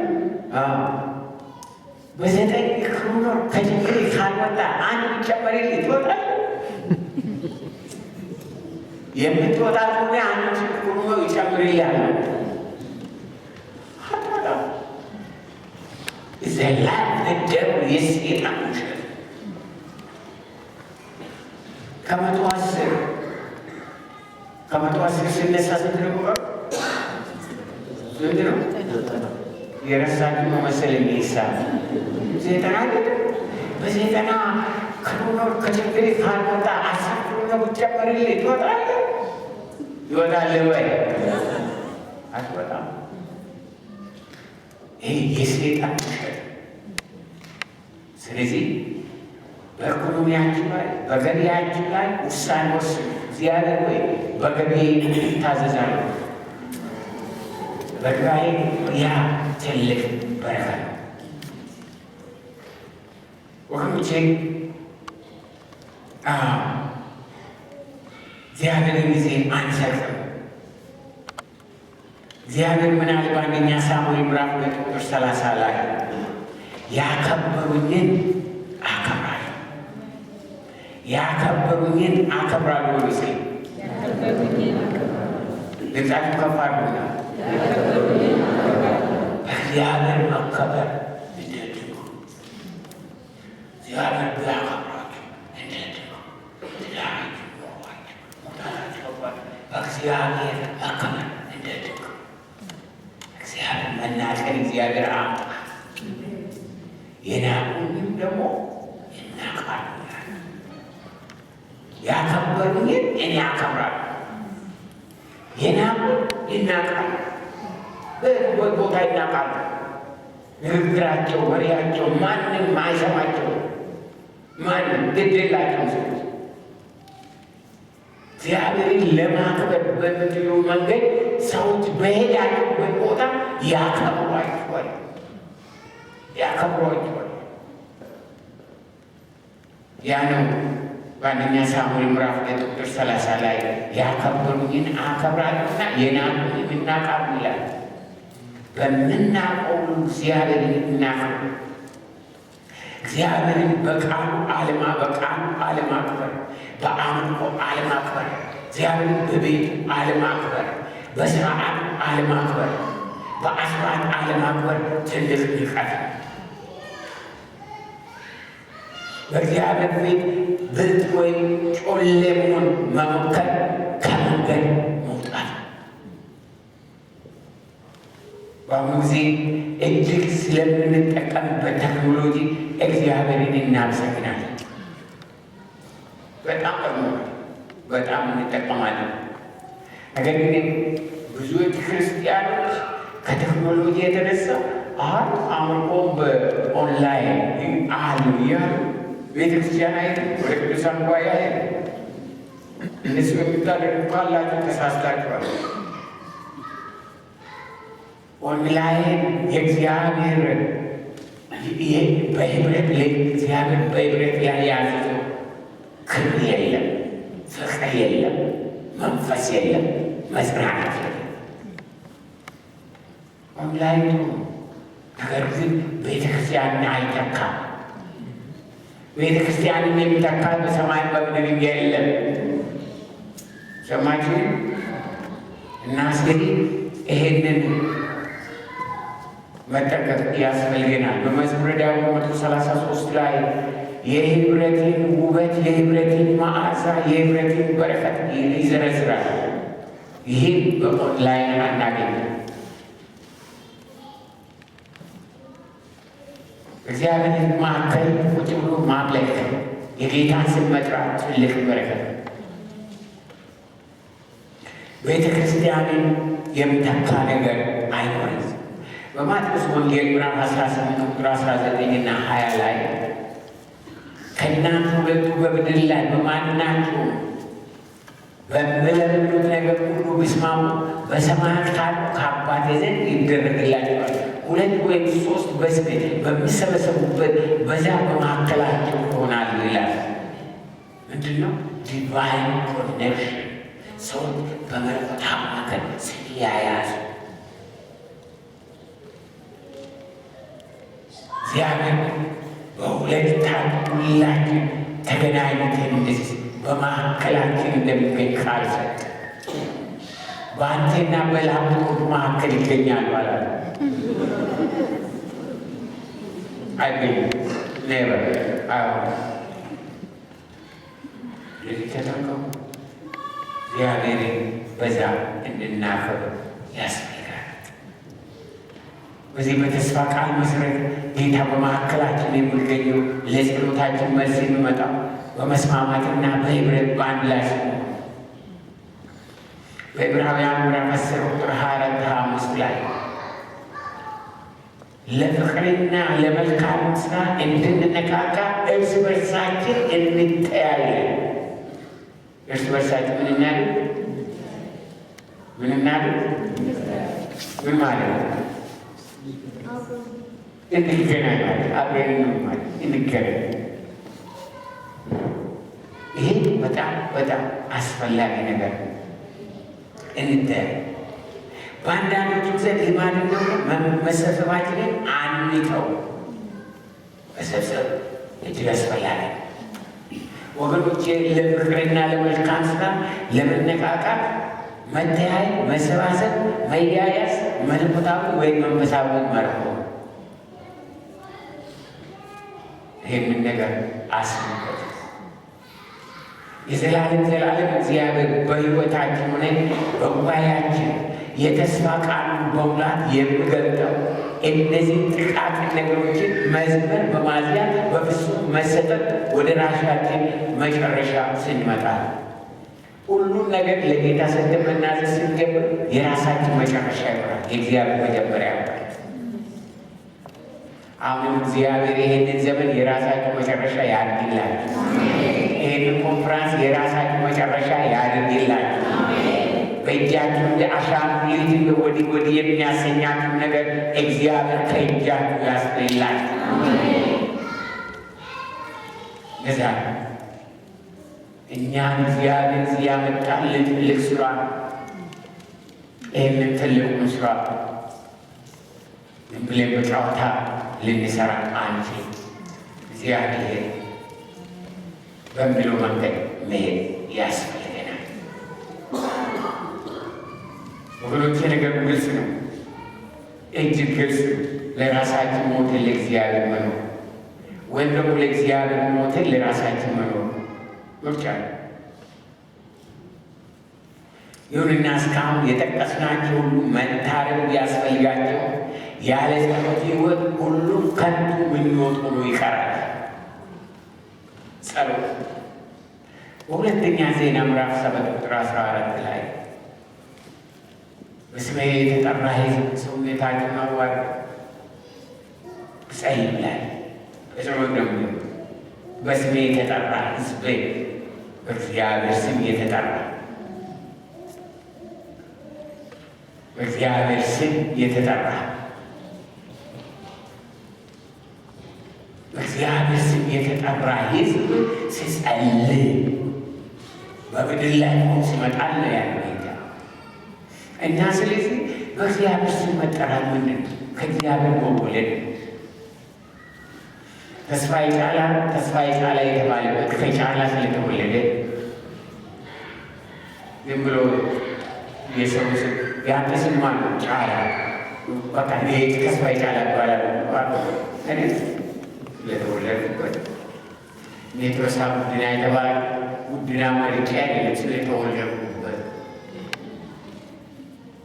ስለዚህ በጣም እንደዚህ አይነት ስም በምድር ላይ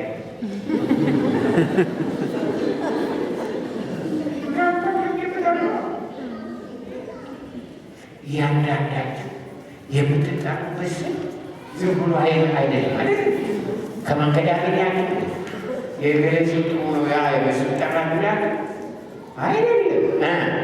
ስለተወለዳችሁ በስሜ የተጠራ ሕዝብ ያለ ጌታ ከእግዚአብሔር የተወለደ ሁሉ በእግዚአብሔር ስም ይጠራል፣ ክርስቲያን ይባላል።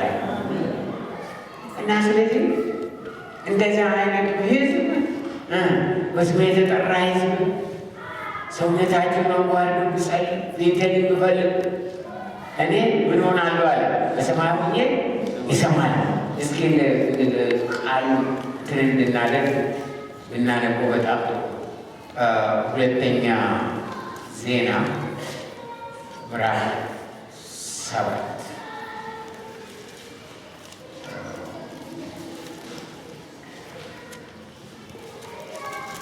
በስሜ የተጠሩት ሕዝብ ሰውነታችሁን አዋርዱ ብጸልዩ ፊቴን ብፈልጉ ከክፉ መንገዳቸው ይመለሱ በሰማይ ይሰማል። ኃጢአታቸውን ይቅር ይላል፣ ምድራቸውን ይፈውሳል። አንደኛ ከእግዚአብሔር መወለድ አለብን። ከእግዚአብሔር ስትወለድ አዲስ ዘር ነው። እግዚአብሔር ስትወለድ የሚያስደንቀው ነገር ከኦሮሞነት ትወጣለህ፣ ከአማራነት ትወጣለህ፣ ከትግርነት ትወጣለህ። አሁን ከእግዚአብሔር ስለተወለድ አንድ አባት ይኖረናል ማለት ነው። ሰማችሁ? ከእግዚአብሔር ያልተወለደ ኢትዮጵያዊ በምንም አይነት አንድ ላይ መኖር አይችልም። ምክንያቱም የተለያየ አባት ስላላቸው። ለእኔና እናንተ ግን ክርስቶስ ኢየሱስ ዳግመኛ ወልዶ ምን አደረገ? አንድ አባት አለ በምስኪን። ስለዚህ አንድ አባት ስላለ የዘር ችግር የለብንም፣ የቋንቋ ችግር የለብንም፣ የምንም ችግር የለብንም። እግዚአብሔር እኮ ቸር ነው። ድንቅ አይደለም? እግዚአብሔር ድንቅ ነው። በምስኪን በስሜ የተጠራ ሕዝብ ያለ ሕዝብ የራሴ ሕዝብ ነው ያለ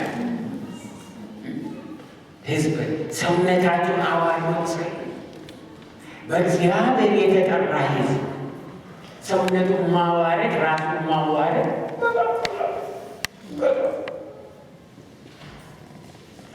በጣም ቀላል እና በድለሃል ከተባለ እና ምን ክብር ይወሰድብኛል? ምንም የሚወሰድብኝ ክብር የለም። ስለዚህ ወድቄ በሕዝቡ ፊት ንስሐ ምን ችግር አለ? ዓለም የሰጠችኝ ነገር የላት፣ ክብር የላት፣ ሹመት የላት። ይህ ጨርቅ ብቻ ነው።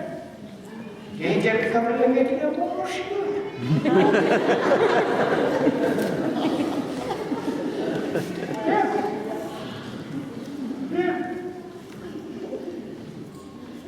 ስለዚህ ነገር ጌታ ከከበርኩ የዓለም ክብር የኔ ምን ያለ እግዚኦ ትረሳ የአንድ ውሃ ያህል እኮ አይደለም።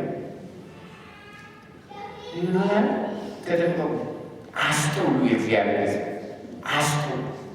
ስለዚህ ሕዝብ ያለ እግዚአብሔር የኔ ስል ተቃላቱ እግዚአብሔር ሰማይና ምድር የፈጠረ ሰማይና ምድር የፈጠረ ሰዎችን ሁሉ ፈጠረ። ሰዎችን ሁሉ የፈጠረ እግዚአብሔር ነው። ነገር ግን ሁሉንም ሕዝብ አላለ።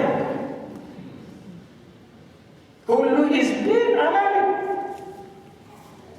በስሜ የተጠራ ሕዝብ ለያቸው፣ ለየ።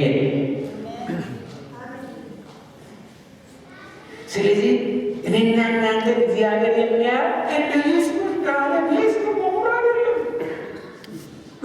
የዓለም ሕዝብ እኔና እናንተ ያለን ብርሃን አላዩ፣ ሰላም አላዩ፣ ጸጥታ አላዩ፣ ተስፋ አላዩ። እኛ ለእኛ እግዚአብሔር ልዩ ነገር ነው ያደረገው። ስለዚህ ምን አለ? ሰውነታችሁን አዋርደው ይጸልዩ፣ ፊቴን ብፈልጉ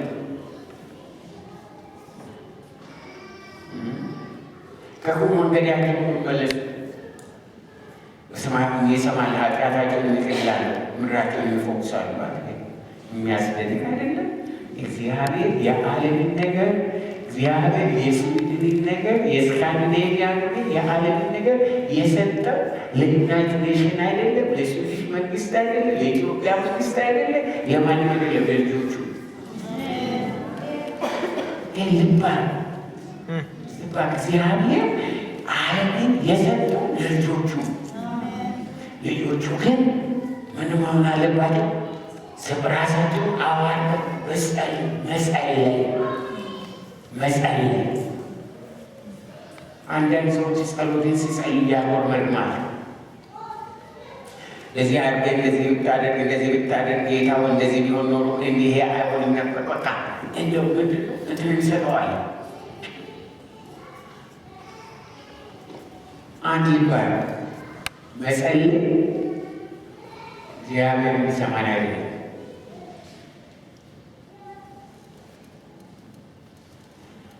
መጸለይ እግዚአብሔር ስለኛ እንዲሰማን አይደለም።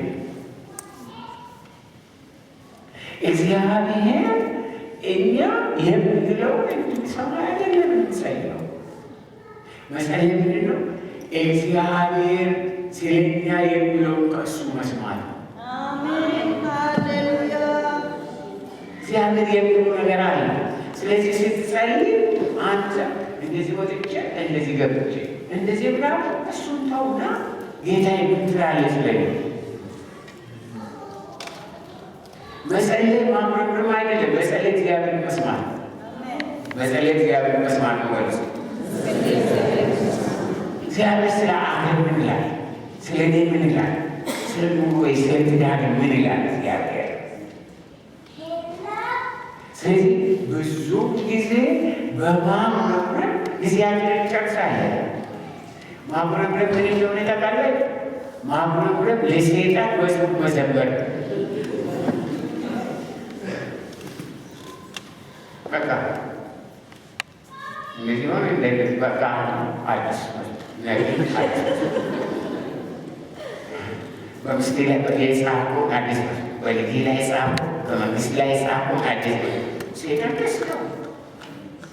በየቀኑ አዲስ መስሎ ስታመርቅ ለሴጣን መዘመር ነው።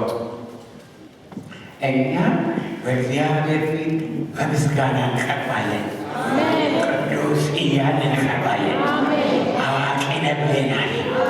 ጌታ ነህ ብለናል። አዳኝ ነህ ብለናል። እና ስለዚህ ጌታ ውስጥ ተናገረ። ምን እንዳደርግ ነው የምትፈልገው? ስለዚህ ተጠቀሙ። ጸሎታችን እግዚአብሔርን የሚሰማ ነው እንጂ እኛ እግዚአብሔርን እንሰማን አይደለም። እግዚአብሔር የማያውቀው ነገር አለ ወይ? እኛ የምንነግረው ነገር አለ?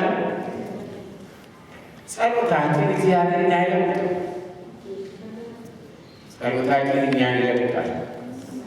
ለውጥ የሚያስፈልገው እኛን ነው እንጂ እግዚአብሔርን አይደለም። ለውጥ ያስፈልገዋል እግዚአብሔር አስፈልገው የሚያስፈልገው እኛን።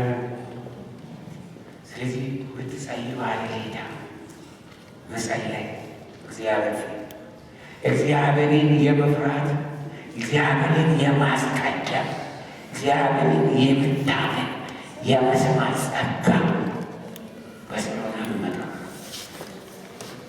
ዛሬ ይህ ጉባኤ ወደ አንድ ዓላማ፣ ወደ አንድ ራዕይ፣ ወደ አንድ መንፈስ፣ ወደ አንድ ውሳኔ የሚያመጣው እውነተኛ ጸሎት ነው። እግዚአብሔር ትላለህ፣ እግዚአብሔር አምላክ ምን ትላለህ ስለ ሕይወቴ?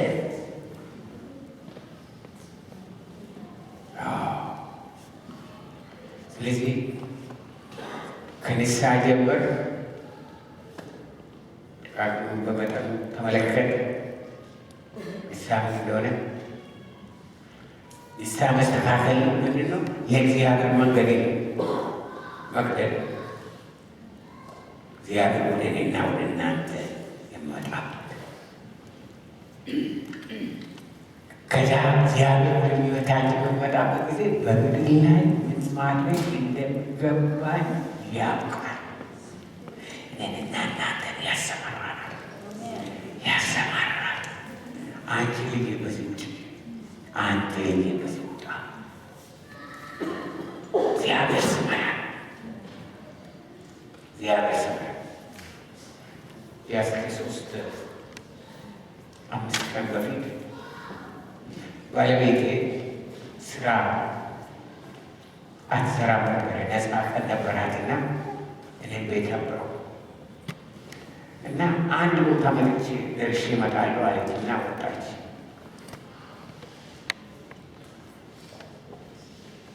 ወጣችና መኪና እየነዳች በመንፈሷ ላይ በዚህ መንገድ እንዳትቀጥል፣ በዚህ ዞረሽ ሂጂ ብሎ ጌታ መምሪያ ሰጣታል።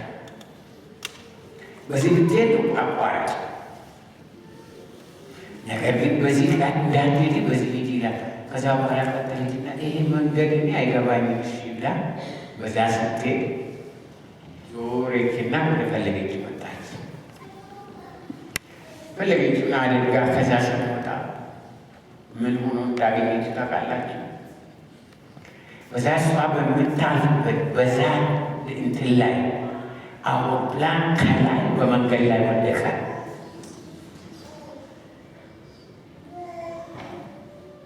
ብዙ መኪናዎችን ያማታ ስትሞት እግዚአብሔር ጠበቃል። ለምን ትጠይቃላችሁ? ጌታ ትጠይቃለህ? ጌታ ሆይ ዛሬስ መንገዴ ዛሬስ መንገዴ እንዴት ነው? ትጠይቃላችሁ። እግዚአብሔር ይመራል። እስራኤል እግዚአብሔር ማስተዋል ይስጣል። ሁላችን እንድንላል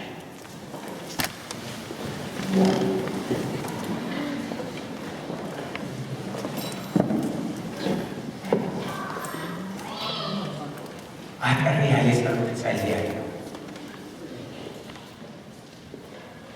ነገር ግን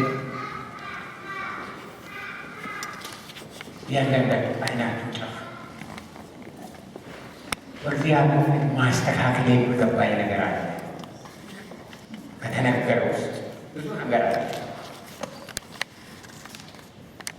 መጸለይ ሲገባን አለመጸለይ ራሱ ኃጢአት፣ መናገር ሲገባን ዝም ማለታችን፣ ዝም ማለት ሲገባ መናገራችን ራሱ ኃጢአት። በሕይወቴ ዛሬ በጌታ የማስተካክሉ ነገር አለ። እኔና የምናውቀው የምትሉት ነገር ካለ ልጆቻችሁ ታነሳለን። እኔ ጸልያለሁ። ወገኖች መስተካከል ያስፈልጋል። ለእናንተ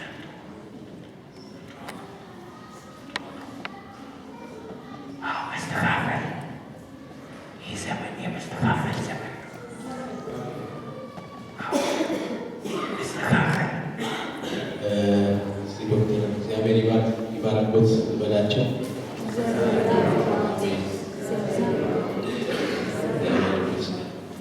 እንዲህ አይነት አባት እግዚአብሔር ስለሰጠን ልናመሰግን ይገባል።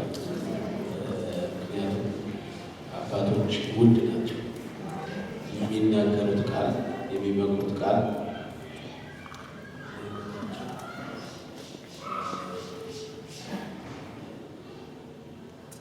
መሰረት ነው።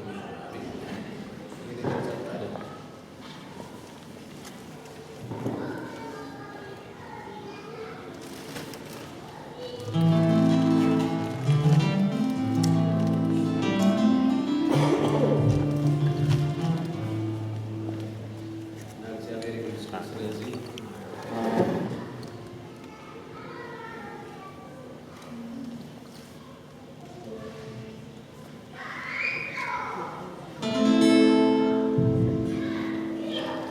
እግዚአብሔር ስለሳቸው እናመሰግናለን። ጌታ የተመሰገነ ይሁን።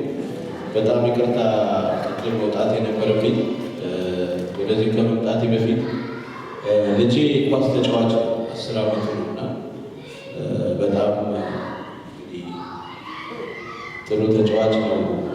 እዛ ሀገራችን ውስጥ በአመት እንደዚህ ትልልቅ ቶርናመንቶች ይዘጋጁና ቤስት ከሚባሉ ልጆች መካከል ይመርጠው ወደ ካምፕ ወስዷቸዋል እና እሱ ቤስት ከተባሉት በአንደኝነት ተመርጦ ነው ሄደው እና እዛ እሱ ፕሮፓር ጌም የመጣሁት እና ስልክ ራሱ ገና 10 ዓመቱ ስለሆነ ስልክ ገና ገዝቼ የሰጠሁት እና እዛ ፕሮግራም ላይ እያለን ደወለልኝ እና በቃ ልቤ በጣም ስለተከፈለ ያወጥቼ ደወልኩለትና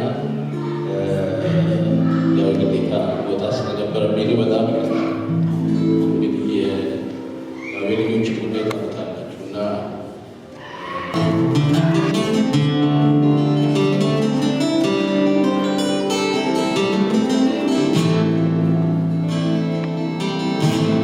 ጌታ መንፈስ ቅዱስ እየተጠራ ክብሩን እየተጠራ